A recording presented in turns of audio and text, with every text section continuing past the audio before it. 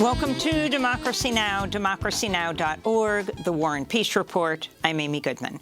President Biden's vowed to defend Taiwan if it's attacked by China. He made the remark when questioned during a news conference in Tokyo earlier today.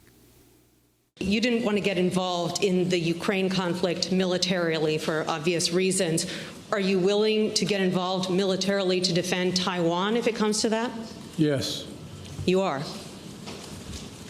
That's the commitment we made. That's the commitment we made. We are not, look, here's the situation. We agree with a one China policy. We signed on to it, and all the attendant agreements made from there.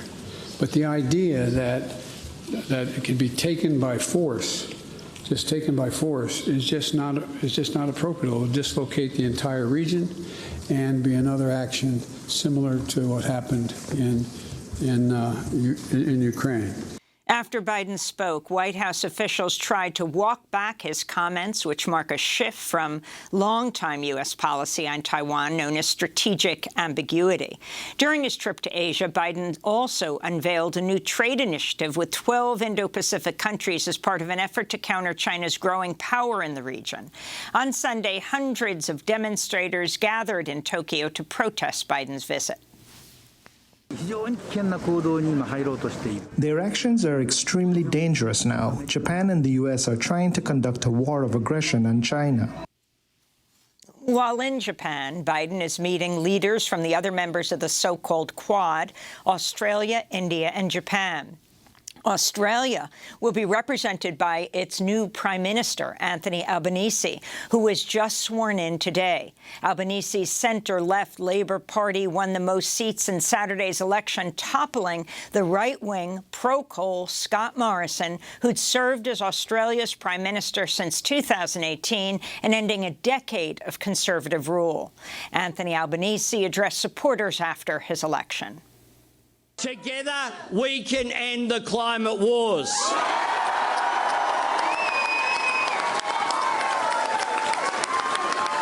Together, we can take advantage of the opportunity for Australia to be a renewable energy superpower. The Australian election has been described as a green slide, with voters strongly backing candidates pushing for stronger climate action. We'll have more on Australia after headlines with leading Australian climate activist and scientist Tim Flannery.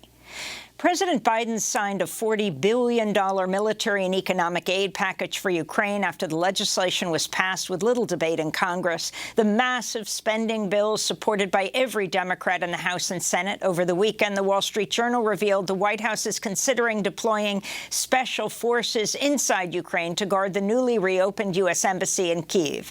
This comes as Ukrainian officials give conflicting accounts on the state of negotiations with Russia to end the three-month-long war as Russia intensifies attack in the eastern Donbas region.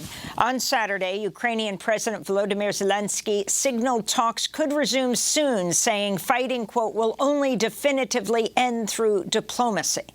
Meanwhile, one of Zelensky's top aides has ruled out more talks until Russia leaves Ukraine and gives up all land seized. In other news on the war, a Russian soldier has been sentenced to life in prison in Ukraine in the first war crimes trial since the invasion.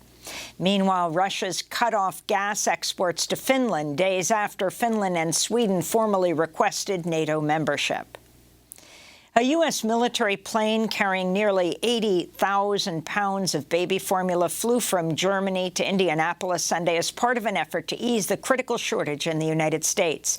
Meanwhile, Congressmember Ilhan Omar and 24 other House Democrats have urged the Federal Trade Commission to investigate the baby formula industry, which is controlled by Abbott Laboratories and a few other companies. The shortage is linked in part due to Abbott's closing of a plant in Michigan in February due to contamination concerns first exposed by a whistleblower who was fired. A federal judge in Louisiana has blocked the Biden administration from lifting Title 42, a Trump-era policy which allows the U.S. to expel recently arrived migrants without due process. Biden had vowed to end Title 42 by today, May 23rd, but the judge, who was appointed by Donald Trump, said Title 42 must remain in place until a lawsuit filed by 24 states is resolved. The public health order has been used to block over 2 million people arriving at the U.S.-Mexico border from seeking asylum, a violation of international law. Leaders of the United States' largest Protestant congregation ignored or covered up nearly 2 decades of sexual abuse allegations against clergy while seeking to protect their own reputations. That's the finding of an independent investigation into the Southern Baptist Convention made public Sunday.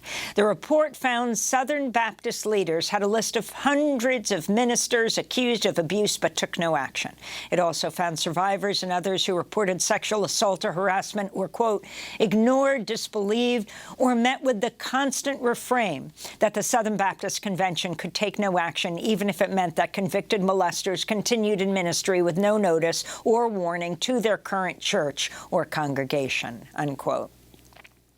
The World Health Organization held an emergency meeting Friday to discuss the recent outbreak of monkeypox outside of areas where the virus is endemic. The WHO has documented 120 confirmed or suspected cases, mostly in Europe. There's been 1 confirmed case in the United States in Boston. Monkeypox is usually spread between people after close skin-on-skin contact, making it far less contagious than the coronavirus. Scientists say the fatality rate for the form of the monkeypox virus being found in Europe is less than 1%. In Afghanistan, the Taliban's ordered all female TV anchors to cover their faces. Some female journalists have publicly criticized the decree, but have agreed to follow the new rules in order to stay on the air. This is Sonia Niazi of Tolo News. This decree is unpredictable for all female presenters because Islam has not commanded us to cover our faces, and neither are we given such information in Islam, and every Islamic scholar and political figure has opposed this decree. In solidarity, the male staff at Tolo News also put on face masks in a picture. In Iran, a colonel in the elite Quds force of the Islamic Revolutionary Guard Corps was shot dead in Tehran while he sat in his car outside his home. No one has claimed responsibility. Iran's blamed Israel for several past assassinations. Iran's president, Ibrahim Raisi, has vowed to take revenge. France's former ambassador to Haiti has admitted France and the United States effectively orchestrated the 2004 coup that overthrew Haitian President Jean-Bertrand Aristide, Haiti's first democratically elected president. The former ambassador, Thierry Boucard, told the New York Times one benefit of the coup was that it ended Aristide's campaign demanding France pay financial reparations to Haiti. Over the weekend, the New York Times published a special section headlined "The Ransom," looking at how France devastated Haiti's economy in the 19th century by forcing Haiti to pay reparations for generations to former French slaveholders after a slave rebellion led to the 1804 Haitian Revolution. A judge in Argentina has ruled the state was responsible for the massacre of more than 400 indigenous people a century ago, calling it a crime against humanity. In 1924, Argentine police and settlers opened fire on Colm and Malcoit indigenous communities as they protested dreadful working and living conditions on cotton plantations, conditions the workers said amounted to slavery. The ruling does not offer victims, relatives, and descendants financial compensation. Instead, it'll require schools in Argentina to teach the history of the massacre and will fund efforts to find victims' remains. In Pennsylvania, Progressive Democrat Summer Lee has been declared the winner of last Tuesday's primary for a House seat representing parts of Pittsburgh. She's poised to become the first black woman to represent Pennsylvania in Congress. Her election is seen as a major defeat for AIPAC, the American Israel Public Affairs Committee, which spent more than $2 million on the race as part of a broader effort targeting progressive Democratic candidates. AIPAC's Super PAC has also spent over $1.2 million in Texas to help Democratic Congressmember Henry Cuellar, who faces a runoff Tuesday against the progressive Jessica Cisneros.